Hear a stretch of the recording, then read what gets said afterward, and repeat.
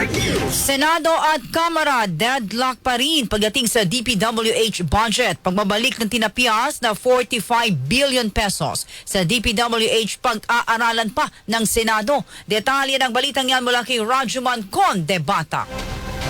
RMN Live Report.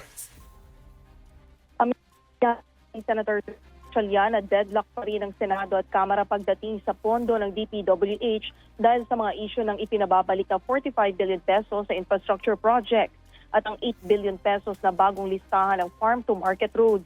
Ayon kay Gatchalian na chairman ng Senate panel sa BICAM, titingnan at pag-aaralan muna nila kung may tsansang maibalik ang tinapyas na 45 billion pesos sa DPWH budget. Sa ngayon ay wala pa silang desisyon sa isinumiteng revised adjustment factors ng DPWH para sa mga bagong infrastructure project. Masasabi naman ng senador na ang adjustment factor at presyo ng Construction Materials Price Data o CMPD na ibinigay ng DPWH ngayon ay malapit na sa katotohanan, pero kailangan muna niya itong aralin at may apply sa mismong mga proyekto.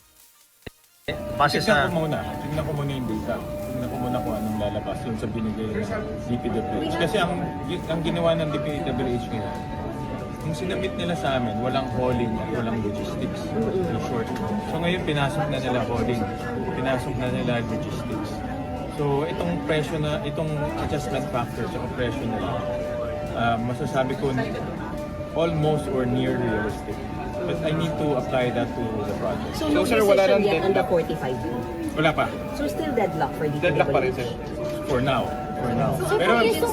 Pero antayin niyo muna lumabas yung aking yung analysis na ginagawa.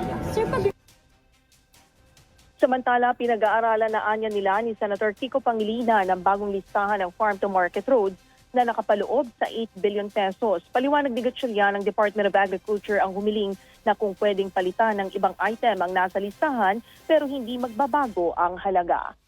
Kasama mo sa DZXL RMN Manila, Rajuman Condebata, Tatak, RMN. RMN Network